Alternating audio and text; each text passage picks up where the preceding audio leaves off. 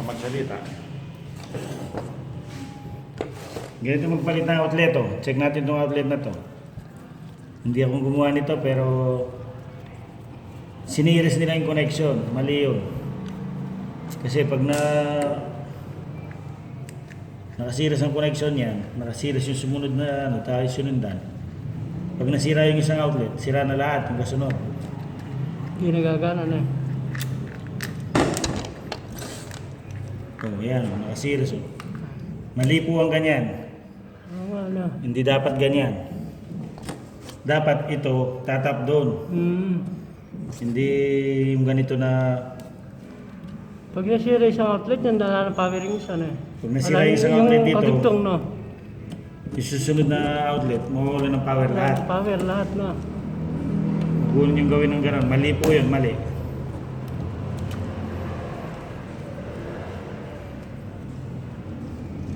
Kailangan talaga, nag-i-splice dito.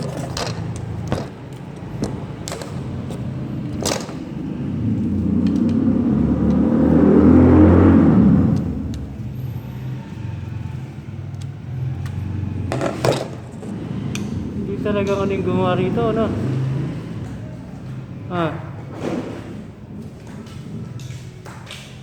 Hindi talaga electrical, no?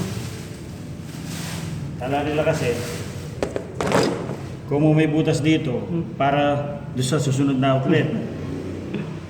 Talagang may butas yan, option yan. Kasi lahat ng ano, may kadouble. Kung single, ito lang. Huwag mong intindihin yung butas na yun. Kaya raw may butas para doon yung kasunod. Mali.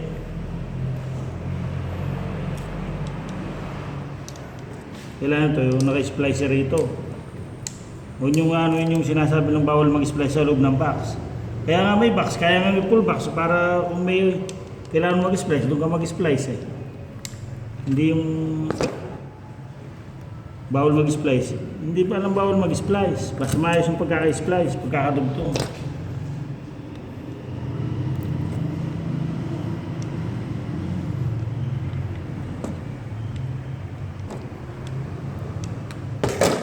Yung iba kasi, pagkakapag kasi hindi na nila, wala electrician na.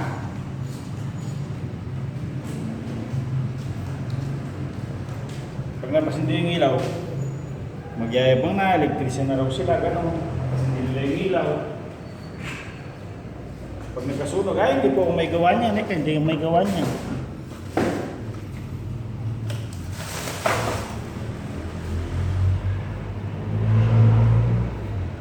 Kaya nga pinrovide yung mga box para may option ka kung kailangan magdugtong doon sa box.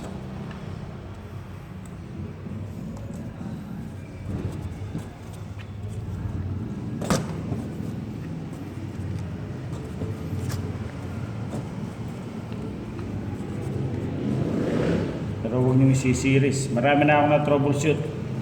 Kahit sa Manila, sa Quezon City, Blue Ridge Subdivision, New Manila. Lahat ng nakita ko problema, ganito yung connection nila. Naka-series yung outlet doon sa kasunod. Pag na-overload, sunog na yun. Pag na-overload yung outlet, bumitaw. Mawawala ng power lahat ng kasunod.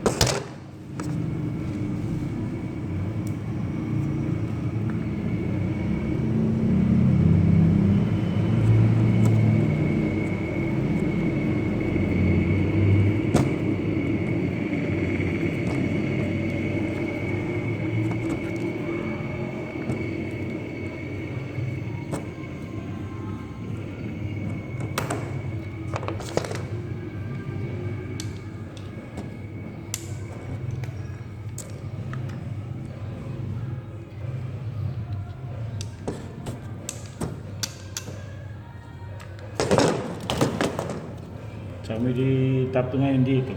Pero hindi C-series. Kailangan naka-parallel doon.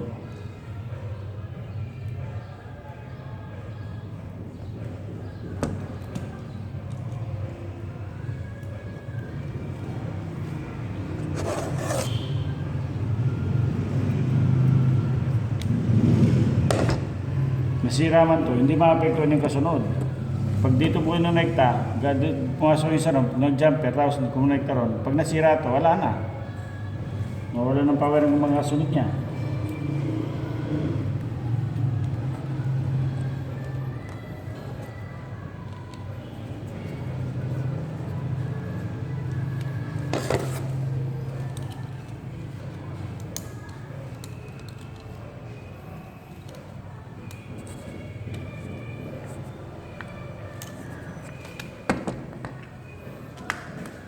Yan. Ganyan lang ang pag ng outlet. Hindi sinisiris. Hindi bawal magtugtong basta nasa box. Kaya ang pinrovide yan. Full box at saka utility box, junction box. Para sa mga dugtong yan.